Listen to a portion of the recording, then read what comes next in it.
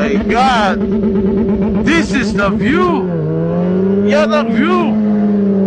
Kaya sa lahat ng nagtatanong sa akin kung bakit daw ako nagra-rides, anong mapapala ako sa rides, gagastos ka, delikado, at saka yung oras na igugugol ko daw dito is sayang.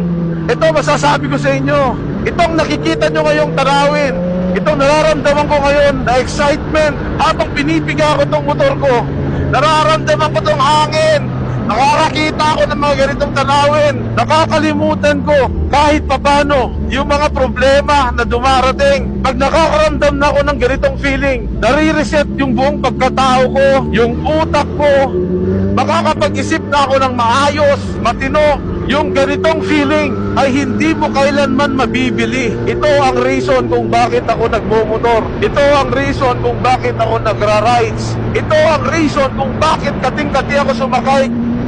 Kasi gusto ko mag-reset, gusto ko mag-isip.